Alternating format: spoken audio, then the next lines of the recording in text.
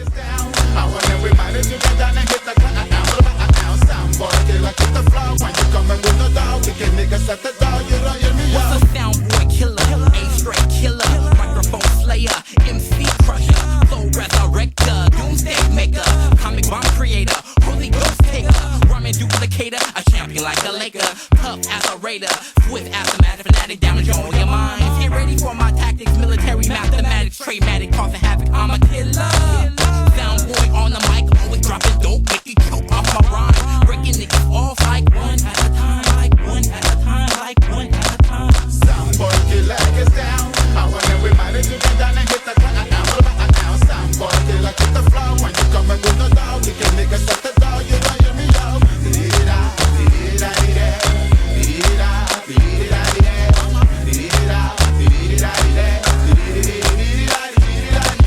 Soundboy killer, get down. I want everybody to get down and hit the ground.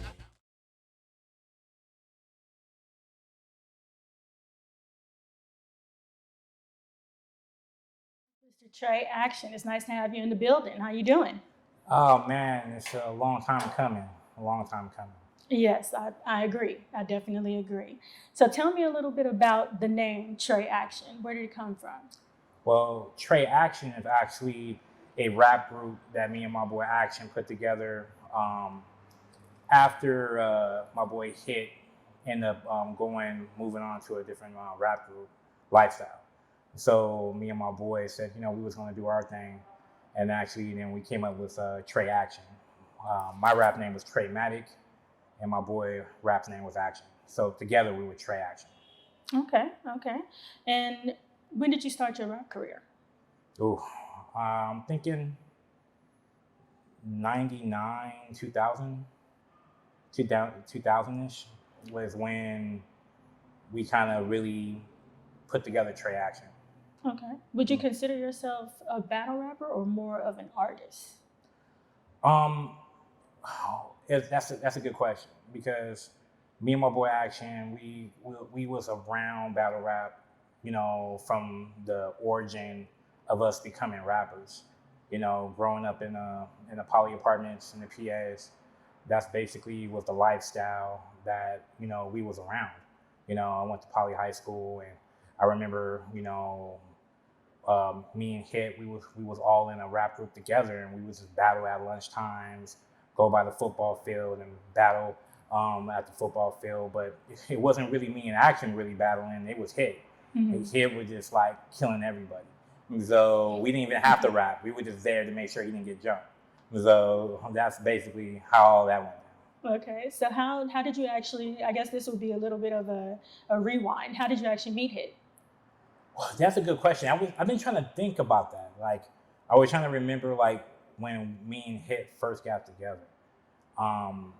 It definitely was at Poly High School. Mm-hmm. And everybody knew me at Poly as the priority guy, because I used to slang Priority Records, music, West Side Connection tapes and things of that nature, because my cousin, Blue Flame, his girl used to work for Priority. So I used to just take all their shit and slang it at Poly High School. You know, so everybody knew me as the priority guy.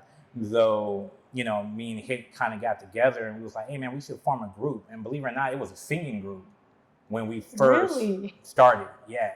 H.I.T probably didn't even tell you all that. The most deadliest battle rapper was actually a singer.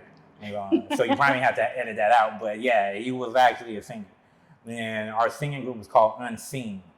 And we used to be like trying to act like we were singing, and then all of a sudden singing transformed into rapping.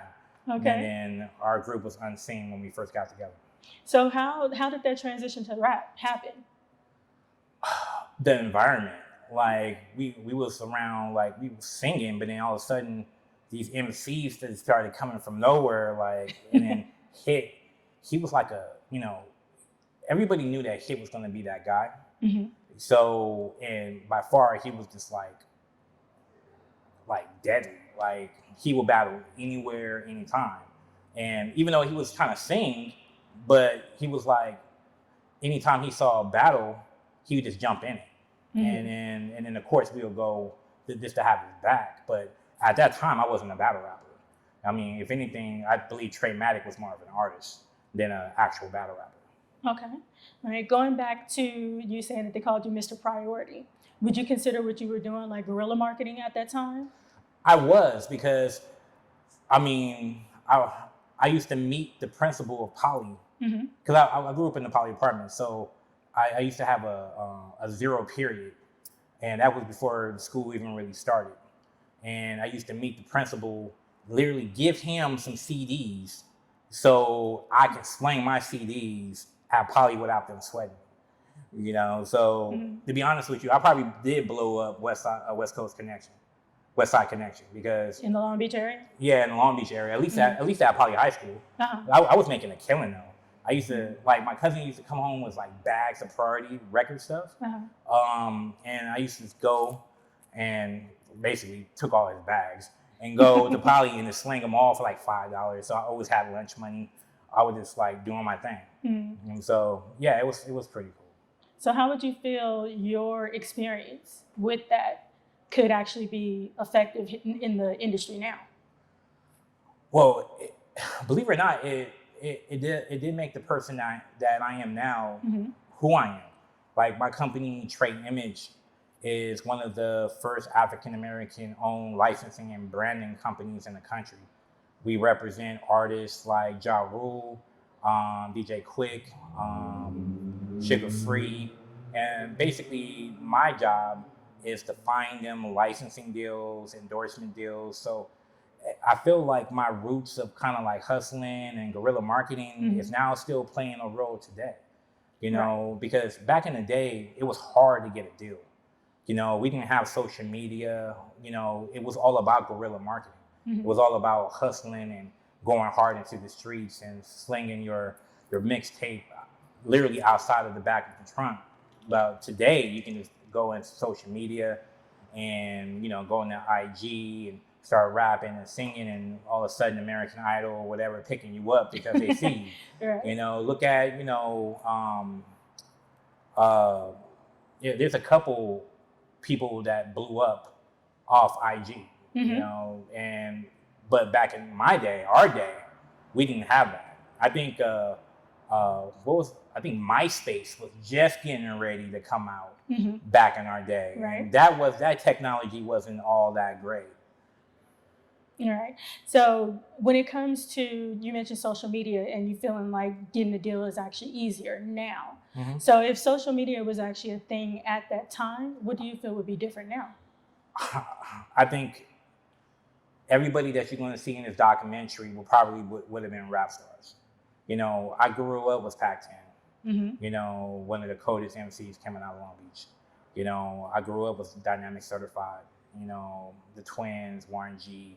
You know, they used to always be around the Poly apartment. So when I really reflect back, you know, seeing them and their success is actually what made me want to be a rapper too. You know, growing up in the projects in the Poly apartments, you know, that was the goal, was to get out of the Poly apartments. And when I saw the Twins do it, and I remember seeing the Twins' mom so happy because their kids, basically did that hit song, Twins Make the World Go Round and Round, and it felt like the whole apartment was celebrating about the situation. It was The just whole like, city celebrated. yeah, no, but in my little lane, it was like the Poly apartments was celebrating because they were PAs. Right. You know what I'm saying? So it like when they made it, we felt like we made it.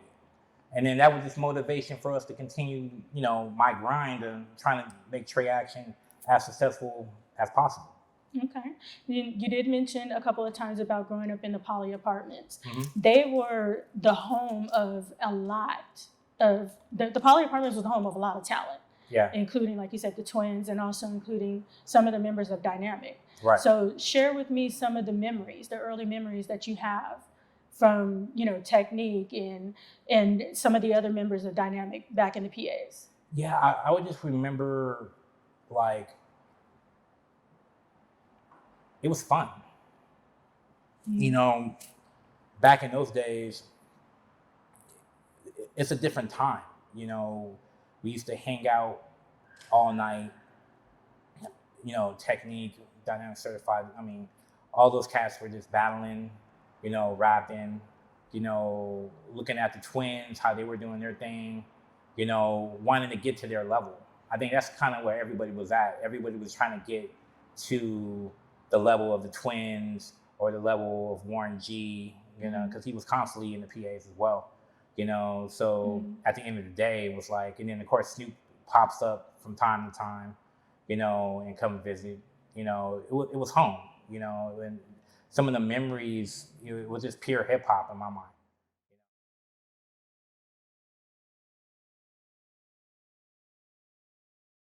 Dynamic Certified had a couple killers. Okay. Not to say Lifestyle didn't, but if I was gonna say on a straight street fight battle rap, Dynamic Certified was a code.